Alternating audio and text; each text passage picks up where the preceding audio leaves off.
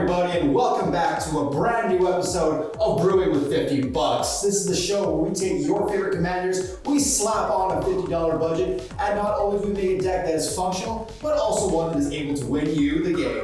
My name is Stefan. I'm coming to you from the General Warfare headquarters. I'm glad you can join us today. So, in today's video, I actually have a special deck tech for you. You saw already in the thumbnail, but today we're going to be taking a look at Hokori, Dust Drinker. So, Hokori himself, or themselves I should say, is a very unique commander as it's a very long-term plan.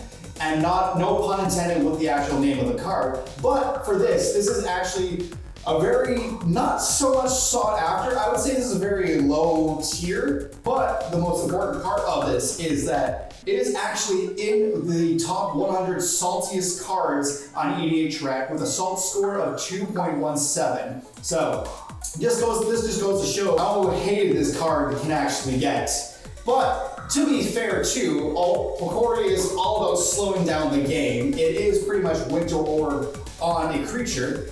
And most importantly, it's all about slowing down your opponents from progressing in the game. Enough talk now, let's get into the commander breakdown and the deck strategy. So, Hokori Dust Drinker is a 2/2 for 2 white legendary spirit with the abilities lands don't untap during their controller's untap step, and at the beginning of each player's upkeep, that player untaps a land they control. So, as you can tell, and like I said in the intro before, Hokori is basically Winter Orb on a creature. So what that means is that instead of progressing through the game like normal Magic, with Hokori on the field, you're going to be only untapping one land at a time, which regresses a lot of progress you would normally be making especially on early game turns, and a lot of your resources rely on your lands being untapped if you don't already have a lot of artifacts, mana, and mana rocks to boot. But with this, our deck strategy with the deck itself is to play as much ramp and stacks as possible to not only for us to progress, but to also slow down our opponents as well. Cast Hokori, ideally when one opponent is all tapped out, or if multiple opponents are tapped out as well, and then go for the long game until you hit one of your win cons in the deck. And as always, we make these decks with a $50 budget in mind, which includes the price of the commander, excludes the price of the basic lands, and we also have a $5 overage compromise. So this deck can be built for $50 on the mark. The compromise is available for those who can spare the extra $5. You can find the deck list for this deck in the show notes down below. And if I can ask of one favor from you guys, if you like this kind of content, just consider liking this video, sharing it amongst your playgroup, subscribe to the channel, and hit that bell icon to be notified of every single video that comes out of the channel. And if you've done so, thank you very, very much. I appreciate it. And with this deck, we're going to be going over the standard array of categories, which will include our sorceries, our enchantments, our creatures, our lands, our instants, and our artifacts.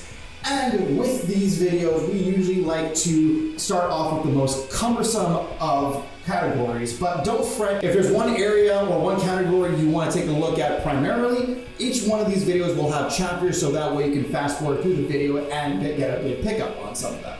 Starting off today's list, we're going to be starting off with our artifacts. And with our artifacts, this is the majority of what I was mentioning before, a lot of our stacks and a lot of our mana ramp. So let's start off with Damping Matrix. This is a 3-mana artifact that activated abilities of artifacts and creatures can't be activated unless they're mana abilities. So it just halts pretty much almost any infinite mana commander on the field itself. So goodbye Grenzo, goodbye Tassiger, goodbye any other commander of the sort. And with this is just slightly shuts off artifacts as well. So your infinite combos will come to a standstill unless they are mana abilities. Stamping Sphere is up next. This is a 2-mana artifact where if a land is tapped for 2 or more mana, it only produces 1 colorless instead of any other type and amount. And each spell a player casts costs 1 more to cast for each other spell that was cast this turn.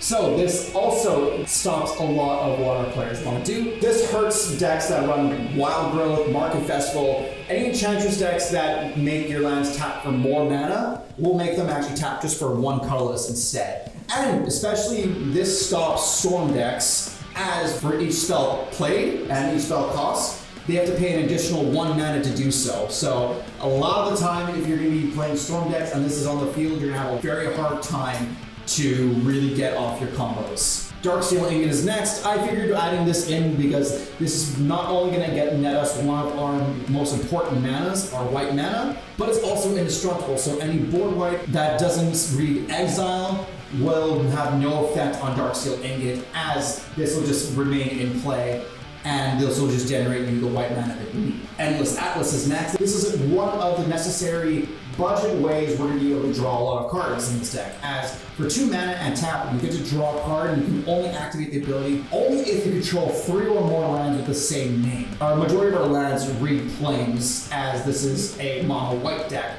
so we're not going to have any trouble with Endless Atlas. It's more the fact that with this deck, there's a very limited card draw. And sorry, I shouldn't say that, but white in general has had a hard history of being able to draw cards. So having Endless Atlas on the field really helps this deck, as this will allow us to draw cards and get us to where we need to be. Ayavekna is up next, and this is another way I was mentioning before of extra card draw, where when it enters the battlefield, you draw a card and lose 2 life. And at the beginning of your upkeep, you can pay the 2, and if you do, you draw a card and you lose 2 life. So this does help get us some card draw, albeit at a bit of a price. But that being said, it's still card draw nonetheless. So getting some extra cards on top of the standard draw step draw really helps this deck. God Pharaoh Statue is next. 6 mana legendary artifact where spells your opponents cast cost 2 more to cast. And at the beginning of your end step, each opponent loses 1 life. This is one of our tax effects for our opponents, where each one of their spells pass for 2 more. So this makes everything a lot harder for our opponents to cast. And at that too, having them lose 1 life is small. It's still effective, as we're putting pressure on our opponents to be able to deal with us. Hedron Archive is next. 4 mana to tap for 2 colorless, and then you tap 2, tap it, and sacrifice the archive to draw 2 cards. Pretty standard, and this helps us with getting some more mana on the field. Colony Gem is next. 4 mana, where when it enters the battlefield, you return 2 lands of control to their owner's hands, and you add 2 mana of any color to your mana pool. I would argue that this is probably the most important and probably the best source of mana ramp in our deck, in conjunction with Hokori, as Hokori doesn't allow a lot of your lands to untap, first and foremost. And with Colony Gem, returning 2 lands to your hand basically resets the available land count that you have. As if you don't play a land that turn, you just play this and you already have a land draw, on top of having 2 extra mana to cast out all your other stuff, all your other stacks effects and such. Marble Diamond is next. This is just a standard white mana ramp where for 2 mana it taps for a white, but it comes into the battlefield tapped. Mercadian Atlas is next. This is actually one of the new cards I added in this deck. And I thought this was kind of interesting too, as for 5 mana, it's an artifact that at the end of your turn, if you didn't play a land that turn, you can draw a card. So yeah, it's pseudo ramp based on not being able to play lands, and a lot of the time, since we're not running stuff like land tax and Tithe itself, we are running a Tithe ability, but nothing to the extent of what actual Tithe does. We're not going to have the available resources for us to constantly get plays onto the battlefield. So Mercadian Atlas will allow us to get some extra card draw for each turn that we didn't play a land. Mindstone is next. Very similar to Hedron Archive, but with a little bit of a reduction. 2 mana for an artifact that taps for 1 colorless. Pay 1 to tap and sacrifice the stone to draw a single card. Next up is Parhelion 2. And I would argue that this is actually one of our win cons in this deck. For 8 mana, it's a 5/5 legendary vehicle with flying, first strike, and vigilance. And whenever Parhelion 2 attacks, you create 2 4/4 white angel creature tokens with flying and vigilance that are attacking, and the crew cost is 4. Ultimately speaking, this is a gigantic beater that basically swings for 13 damage, where you're making 2 angels on top of it, attack trigger. It has flying and first strike and vigilance, so even if you crew it a secondary time for a blocker, it's not going to be tapped, so you can actually block whatever creature you have. And the 2 angel creatures with flying and vigilance do help, as basically having 4/4s on the field is a lot better than just having a bunch of little 2/2 hate bears. Portcullis is next, and this is probably one of the meaniest cards in this deck itself. As for 4 mana, it's an artifact that whenever any creature comes into play, and if there are 2 or more other creatures in play, you set that creature aside, and if the Portcullis leaves play, you put the creatures back into play under their owner's control. So ideally, everything's gonna be put under the Portcullis. And so this basically negates any token deck, as whenever tokens come into play, they're put under the Portcullis. And since they're already exiled, they're not going to be resurfacing whenever the Portcullis comes into play. But with that being said, you can actually make a stack where you can actually play your commanders, and you can put them under the Portcullis. Whenever the Portcullis dies, all the creatures that were under it come into the play. And so I'd say this is a good stacks card for the fact that it reduces the amount of creatures that each player can have on the field, and it also reduces how much attacking your opponents can actually do to you. Pristine Talisman is next, 3 mana artifact that allows you to tap for 1 colorless, with the addition for you of gaining an extra life. Replicating Ring is next, and this is another one of the new cards I added in this deck. For 3 mana, it's a snow artifact that allows you to tap for 1 of mana of any color, and most important of it is at the beginning of your upkeep, put a night counter on the Replicating Ring, and if there are 8 or more night counters on it, remove all of them, and then create 8 colorless snow artifact tokens named Replicating Ring with added 1 mana of any color. So as far as I know, this, whenever you actually remove all the counters reset on the original Replicating Ring. That being said, this is actually a fantastic card in a deck like this, as you're getting 8 sources of white mana for a little bit of a wait. But even at that, 3 mana for a mana rock that actually allows you to tap for any color is amazing. Skyclave Relic is next. This is very similar to Replicating Ring, a 3 mana rock that allows you to tap for 1 of any color. However, it also has Indestructible, a light for Darksteel Ingot, and Kicker 3, where when it enters the battlefield, if the kicker was paid, you create 2 tapped tokens that are copies of Skyclave Relic. So, ultimately speaking, 3 indestructible relics that allow you to tap for white mana is fantastic, if you have the 6 mana to pay for it. If not, a 3 mana indestructible mana rock is still pretty good, as I mentioned before. As long as any board wipe does not say exile on it, you're good as gold when it comes to mana production. Soul Ring is next, the standard in any EDH deck, where it's 1 mana to tap and add 2 colorless mana to your mana pool. Staff of Nin is next. This is also in conjunction with what I was mentioning before about card draw. With this, a 6 mana artifact that allows you to draw a card at the beginning of your upkeep, and then tap it to deal 1 damage to a target creature or player. So again, adding pressure to your opponents with that ping, but you're getting some card draw on top of the staff as well, since Staff of Nin really helps with this as we get to draw extra cards on our upkeep. Thunder Totem is next, 3 mana for an artifact that taps to add 1 white to your pool, and then 1 white, and then the totem becomes a 2/2 white spirit artifact creature with flying and first strike until end of turn. So you have a mana rock that turns into a creature for 3 mana. It's very situational when you're actually using this. I only imagine you use this for maybe crew. But for the fact that it's just 3 mana to add 1 white mana, still better than nothing, as you're still producing the white mana that you need for this deck. Trading Post is next. This is probably one of the most versatile cards in our deck. As for 4 mana, it has multiple modes where for 1 and tap it, you can discard a card and gain 4 life. 1 and tap it to pay 1 life and create a 0/1 white goat creature token.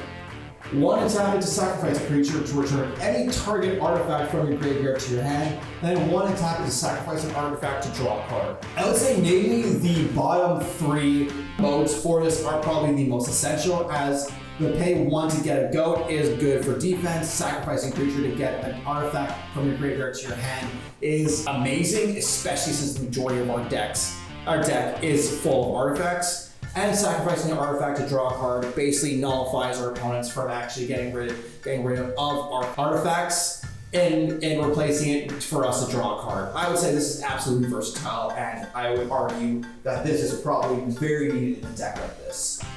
The last of our artifacts is Worn Power Stone. 3 mana for an artifact that adds 2 mana, but that the caveat of it entering the battlefield attacked. Our next category is our instants. In contrast to the 21 artifacts we were running in before, we have 13 instants that we're going to be looking at. And this is actually 3 cards more than our sorceries, as with this deck, we're going to be controlling the narrative when it comes to our games. We need to have ways to interact with our opponents. And so having instant speed stuff is the best way to interact with our opponents. Starting off, we have Abolish, and with this, it is a 3 mana, 1 white instant that you can discard planes rather than pay the mana cost for it to destroy target artifact or enchantment. With this, you can just hoard planes if you need it, and then just discard one to abolish an opponent's important artifact or enchantment that they have that they saved up all their mana for to play on their turn, and just ruin their dreams with it. Afterlife is next. To 3 mana to destroy a target creature, it can't be regenerated, and its controller puts a 1/1 white spirit creature token with flying on the battlefield. So basically, if an opponent is going to attack you, you can just easily destroy it and just create a spirit in contrast to that. Condemn is next. 1 mana to actually put a target attacking creature on the bottom of its owner's library, and its controller gains life equal to the toughness. So this ultimately mainly for Swords of Plowshare, but since that is now out of budget for this deck, Condemn takes its spot, as for any target attacking creature that's going your way, you can just bottom them and your opponent gains life instead. Crypt Swap is next. 3 mana for a tribal instant for shapeshifters that has Changeling, but you can exile target creature and its controller creates a 1/1 colorless shapeshifter creature token with Changeling. Crush Contraband is next. 4 mana for an instant to choose one or both to exile an artifact or an enchantment, or you can just do both and ruin somebody's dreams. This I feel is really good, especially having the ability to actually choose to destroy 2 things for 4 mana. A 2-for-1 essentially. Faithful Absence is next, another new card added in this deck, where it's a 2 mana instant to destroy target creature or planeswalker, and its controller investigates. Forsake the Worldly is next, 3 mana to exile target artifact or enchantment, and you can cycle it away for 2 mana to discard it and draw an extra card instead. Generous Gift is next. Say it with me if you know this card already.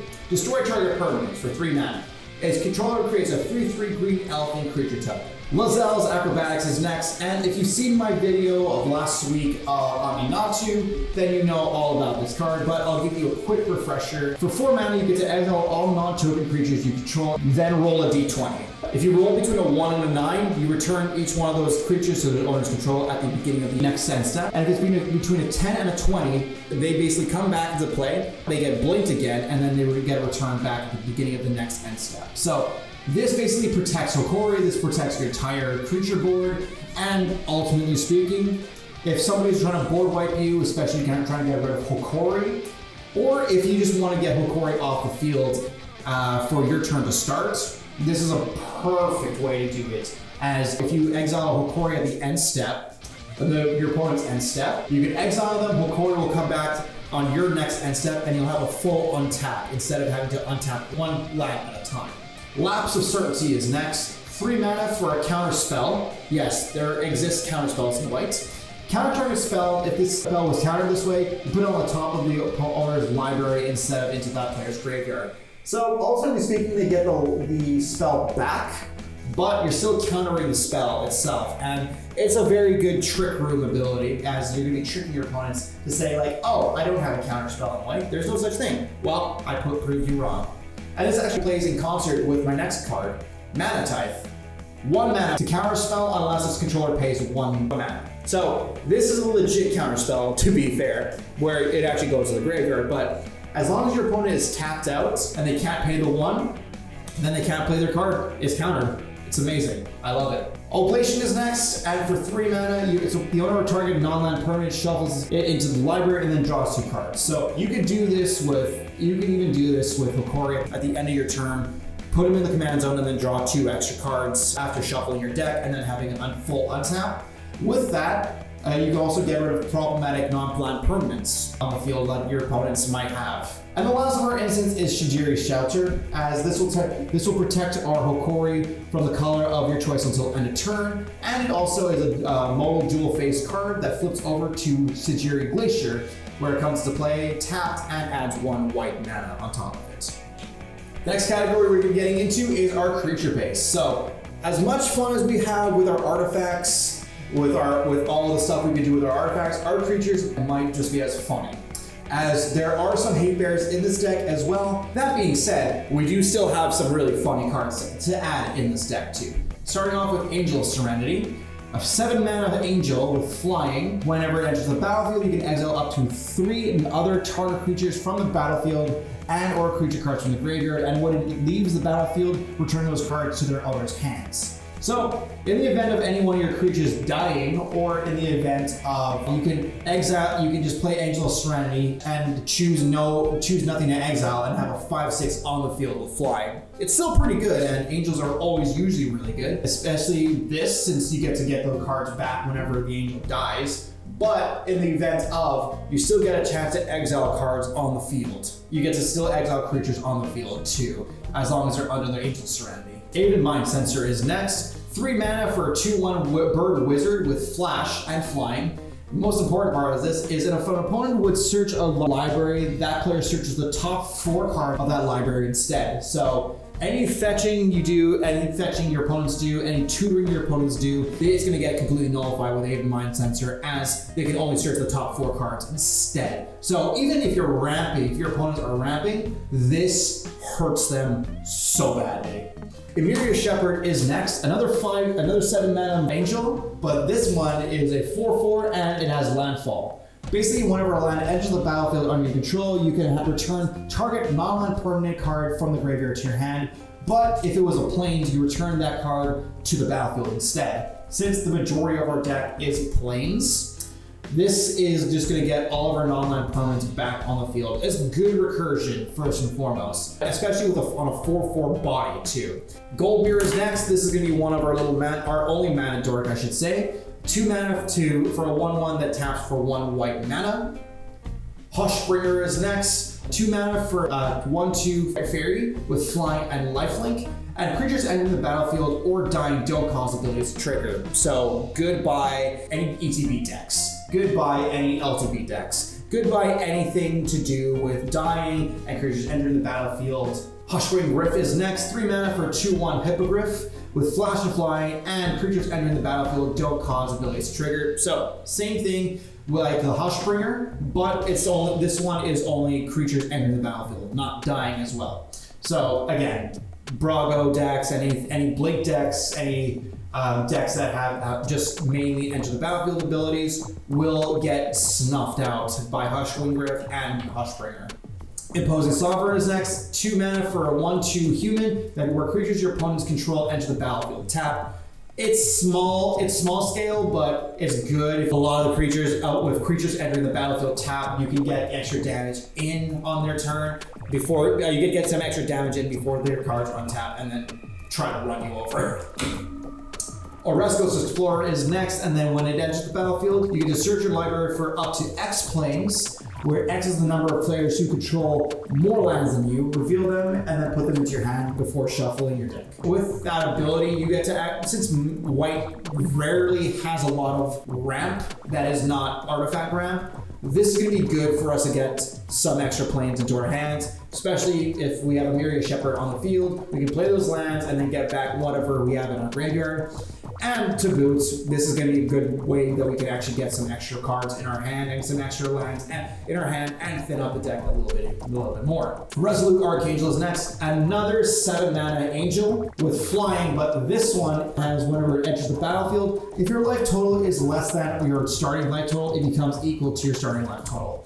This is just a late game bomb, I would say, as this is just perfect if you're about to die and you have like less than 10 health. This is just a perfect card to drop on your opponents and just get you right back to 40 life, or 30 life if you're playing 1v1. Stretch Proctor is next, 2 mana for a 1/3 Spirit Cleric with flying, and whenever a permanent entering the battlefield would cause a triggered ability to trigger, you counter that ability unless its controller pays 2 mana. This really hurts a lot of decks, especially entering the battlefield abilities. Anything to do with permanents entering the battlefield is just cut off. Sun Titan is next. What white deck do I not add Sun Titan to? To summarize, whenever it enters the battlefield or attacks, you can return target permanent with mana value 3 or less from your graveyard to the battlefield. So this includes lands and any non-land permanent that has mana value 3 or less.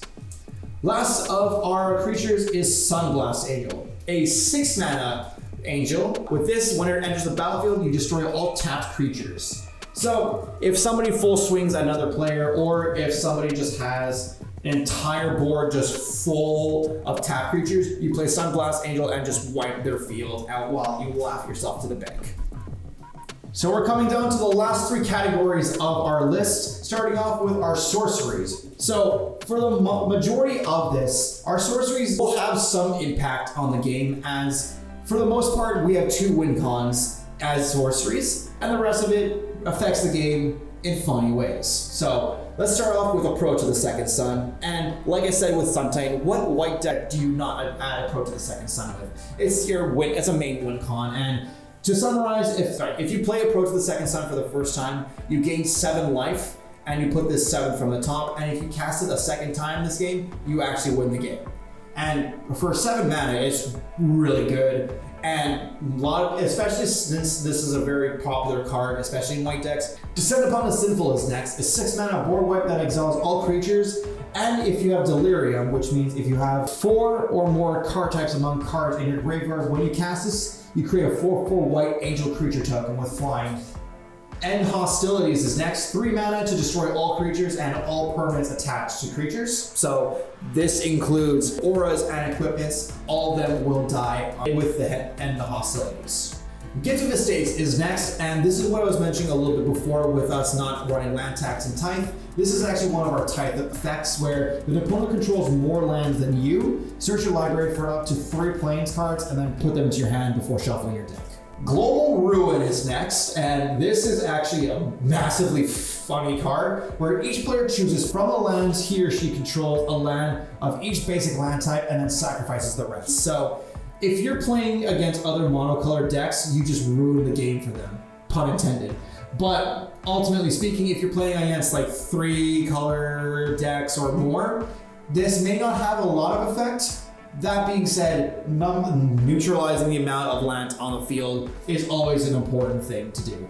Hour of Revelation is next, where you get to destroy all non-land permanents, and this spell costs 3 less if there are 10 or more non-land permanents on the battlefield. So, for the most part, in a 4-player Magic game, it is pretty safe to say that there will be at least 10 non-land permanents on the field by at least turn 5, I want to say.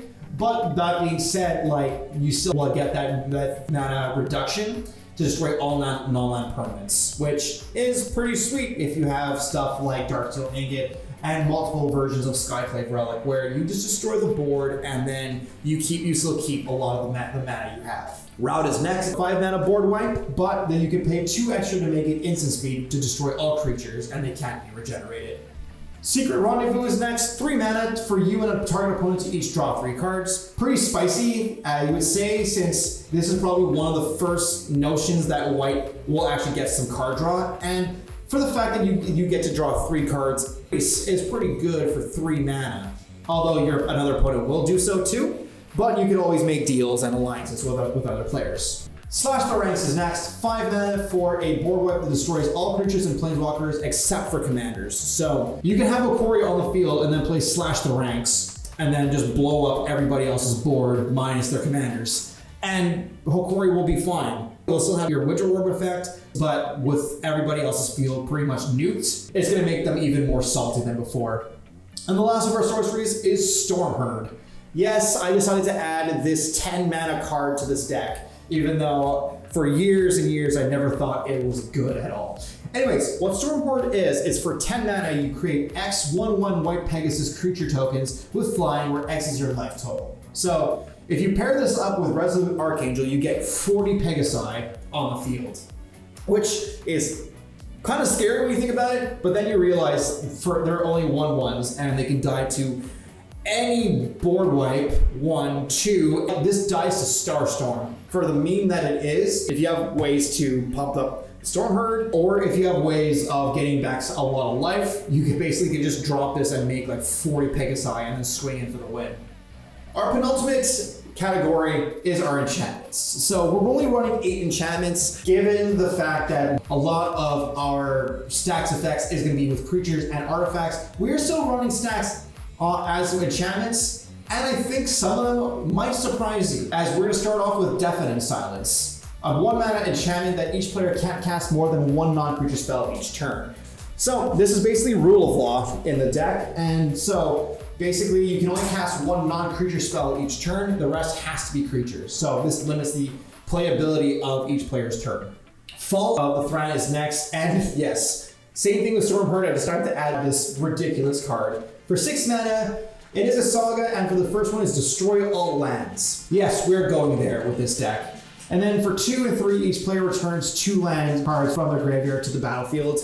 And so, if you want to be that person, you can always play Fall of Thran, float some mana, and then either Oblation or just destroy the Fall of Thran as well, to completely destroy all lands without any hopes of getting them back. Island Sanctuary is next, a 2 mana enchantment, and this has surprisingly got up a lot in price. But this is basically reads, if you would draw a card during your draw step, instead you may skip that draw, and if you do until your next turn, you can't be attacked except by creatures with flying and or Island Walk. For the most part, most people don't play Island Walk in their decks, and flying, okay, is kind of excusable, but basically for creatures that are on the ground, and especially if you're looking at Eldrazi's, these Eldrazi's can't attack you. Kismet is next, and this is going to be this is obviously going to be an important card in this deck, where for 4 mana, artifacts, creatures, and lands your opponents control enter the battlefield tapped. That last part, especially with Hokori, is just extra salty for our opponents, as each one of their non-land cards that aren't enchantments will enter the battlefield tapped. And for the fact that you can just have your opponent's lands come into play tapped, and then they can't even untap them on the next turn. It's just absolutely meaty.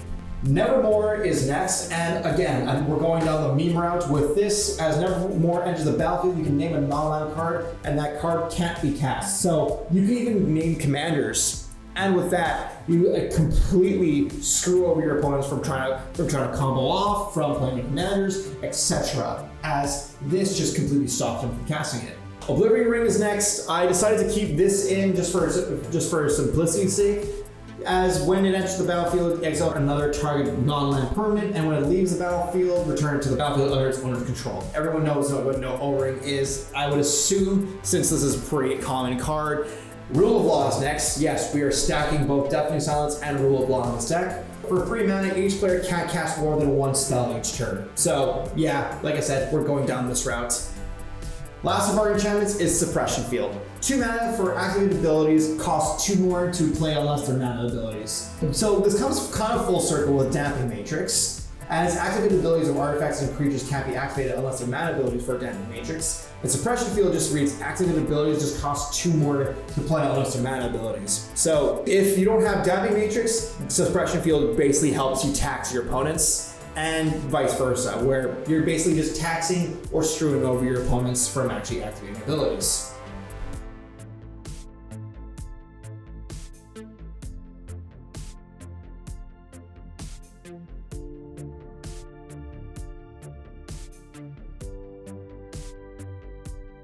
You can add 1 white mana and cycle it away for 2. Evolving Wilds, where you sacrifice it to search your library for a basic land and put it into the battlefield tapped before shuffling. Mistveiled Plains is a new addition to this deck. It does enter the play tapped, but for white and tap, you can put a target card from your graveyard on the bottom of your library, and then you can only activate this if you control 2 or more white permanents. So not going to be very difficult for us to do, especially in a deck that is completely full of white permanents. Mirror Landscape is next, and say it with me if you know it already. Mirror Landscape enters the battlefield tapped. You tap it for a colorless mana, and then 2, tap it and sacrifice the Mirror Landscape to search your library for up to 2 basic land cards. Let's share a land type, put them on the battlefield tapped, and then shuffle. Secluded Steep is a copy paste of Drifting Meadows, but with the cycling ability only costing 1 white mana.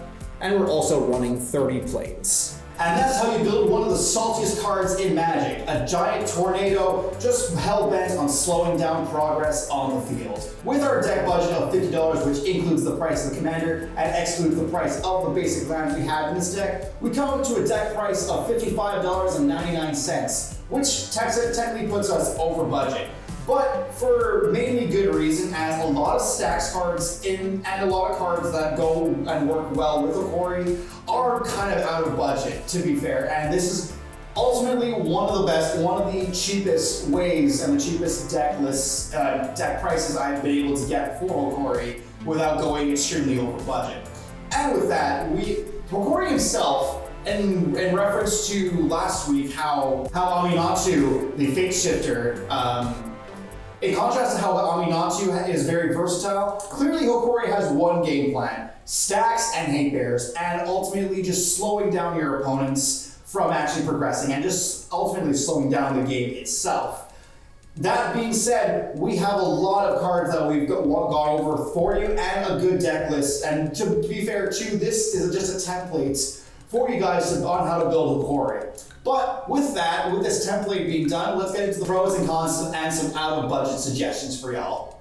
So let's get started with our pros and cons. So starting off with our pros, this is a very unique stacks commander option as it's mono white and it's Winter Orb. So you're going to be taxing you're taxing your opponents a lot, especially yourself too, which is kind of okay, but for the fact that you're going to be slowing down the board, especially with Hokori on the field, it's going to be, you can just revel in as much salt and hate as your opponents are giving you. So this as well has a great amount of ramp, stacks, and card draw. As I mentioned before, we have a lot of mana rocks on the field. We have a lot of cards that completely stall out or just make the game completely unplayable. And we have a lot of ways to draw cards within our budget. And also, this is great to play when you don't want to have fun. I'm adding that just because if your friend group or your play group have been just completely like wiping the floor with you each and every game, you can just bust out Hokori and then just make their lives incredibly sad, just like they were making your lives incredibly sad in the previous games. Some of the cons of this deck is that mono white is hard to go all in on, and this is probably the most glaring option as mono white is still considered probably the worst monocolor option just to play a commander, I should say. And I understand the hate behind it too. Like, there's not a lot you're really doing, and only the last couple of years has white really been getting a lot of steam. And for the fact that white is really hard to play around, it's just also hard because this leads into my next con to this, is that most good white cards or stacks options are out of budget. So admittedly, this was a hard list to put together and to update as well, since all the cards I would love to add are in the $5 and up range, and I can't really justify adding that when a deck is already over budget. That being said, you like this deck and you want to take it a step further, I do have some recommendations for after this little bit. But for the fact that the last con is that you may not have friends after playing this deck. So I'm not gonna lie with you, this deck whenever I first made it, definitely changed the scope of how my personal play group played against it. So with the fact that you're playing an entirely dedicated stacks deck, you might piss off people, to put it lightly. Like, you might have people who get really salty really fast. So when you're playing this deck, please advise that you're playing stacks, as some people don't want to play against that, and you don't want to just randomly bust it out and just have people just cry and leave either the house or the LGS or wherever you guys are playing. So be considerate about that. And so let's get into some of our out of budget suggestions. So as I showed you before, this deck can be built with a budget of roughly around $50, and we have a good template to go off of. But these suggestions, these 4 cards that I'm going to name for you today, these are just some cards that if you want to add some extra oomph to the deck and if you want to put a little bit of money into this deck, here are some cards I would tell you to get. First of which is Avacyn, Angel of Hope. No surprise here, as 8 mana Angel is amazing to give other permanents you control indestructible, and she herself has indestructible itself. No brainer that despite the fact it is at a $40 cost, which would be like the majority of the deck price if I decide to add any Avacyn, this would be an amazing card to have, as Hokori would be indestructible, your land would be indestructible. Imagine the amount of salt you have with Avacyn on the field, and then you play Fall of Thran, where everybody else has to destroy their lands, and then you don't have to do that. Next up is Eldrazi Displacer. So I wanted to add this card in the deck. However, again, this was out of budget, out of the budget I couldn't justify it in. With this though, this would obviously replace Lae'zel's Acrobatics, as you can exile another target creature, then return to the battlefield under its owner's control. So ultimately speaking, I believe you can do this with Hokori before your untap step. During the end step, you can have your lands untap, or you could just use the displacer just to bounce Hokori if somebody is trying to get rid of them, or any one of your other creatures for that fact. Karmic Justice is next. And this is just an amazing enchantment where whenever you try to destroy a non-creature permanent, you can destroy a target permanent that opponent controls. So with Karmic Justice, ultimately it doesn't hit Hokori. It wouldn't work against Hokori, but if it's going to try to destroy our enchantments or artifacts or anything else that we have on the field that's a non-creature permanent, they're gonna have a hard time because when they do that, you get to choose the permanent that you want to destroy as well. Last of all is gonna be Torpor Orb. So this ultimately is going to be replacing Hushwing Gryff. As for 2 mana instead of the actual 3, it'll be the better version of it where your opponent's creatures won't, or creatures entering the battlefield won't cause abilities to trigger. So this would suck if you play this before playing stuff like Sunblast Angel, Sun Titan, or Resolute Archangel, but for the fact that you're also going to be nullifying your opponents completely of their enter the battlefield abilities, I'd say this looks to be a needed addition to the deck. And I'm gonna leave it all there today, guys. What do you guys think of today's video? Do you like Hokori? Do you like this deck list that I put together? Or do you have any card suggestions that you may want to throw in there as well? Just feel free to let me know in the comments down below. And if you like this kind of content, just consider liking the video, sharing amongst your playgroup and your friends, subscribe to the channel, and hit that bell icon, because that bell icon, not only will I appreciate it, but this will help the channel grow and it'll actually help the channel itself. And other ways of liking this channel is supporting me through the social medias, which you'll find in the bottom left-hand side of your screen right now, which includes my Twitter, my Instagram, and my Facebook. Through there, you'll be able to connect with me and you'll be able to ask for any suggestions on or recommendations for new videos to come out, whether it be deck brews like this, or whether it be gameplay videos, or general discussion videos like I've done in the past.